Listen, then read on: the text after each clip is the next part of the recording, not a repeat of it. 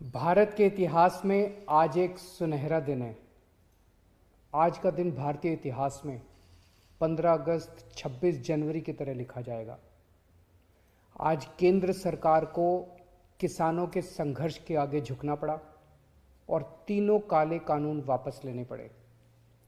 आज सिर्फ किसानों की जीत नहीं हुई है, आज जनतंत्र की जीत हुई है।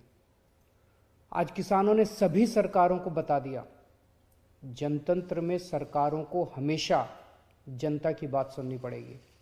सिर्फ और सिर्फ जनता की मर्जी चलेगी। कोई भी पार्टी हो, कोई भी नेता हो, जनता के सामने आपका अहंकार नहीं चलेगा। ये एक ऐसा संघर्ष था जिसने पूरे देश को एक कर दिया। इस लड़ाई में किसानों के साथ साथ मजदूरों, युवाओं, महिलाओं, आड़तियों, दुकानदारों ने सबने हिस्सा लिया। पंजाब हो या यूपी, बंगाल हो या केरल, पूरा देश किसानों के साथ खड़ा था।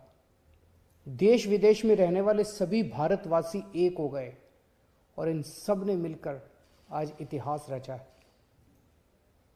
जिन्होंने धर्म जाति से ऊपर उठकर एक साथ सड़क पर तीनों काले कानूनों के खिलाफ ये लड़ाई लड़ी और आखिर में केंद्र सरकार को उनके आगे झुकना पड़ा, इन सभी की आज जीत हुई है।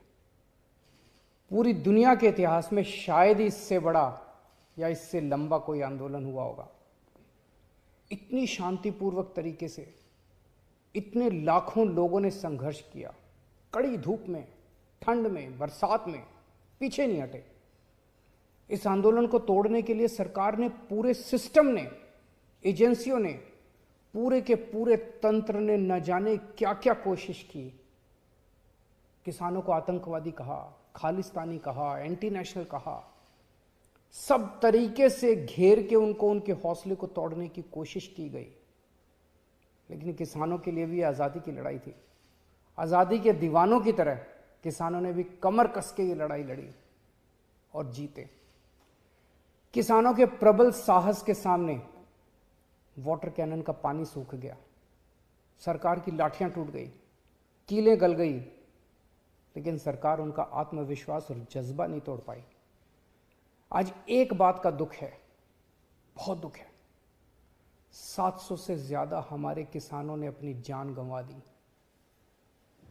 इसकी जरूरत नहीं थी, इनकी जानें बचाई जा सकती थी अगर ये कानून पहले वापस ले लिए जाते। हमारे किसान भाइयों और बहनों को इतने महीने सड़क पर बैठकर ठंड में, बरसात में, धूप में तकलीफ उठाने की जरूरत नहीं होती।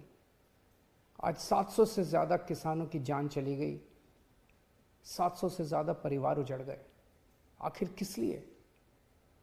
इन शहीदों को मेरा नमन है, इनके परिवार को भी मेरा कोटि कोटि प्रणाम है।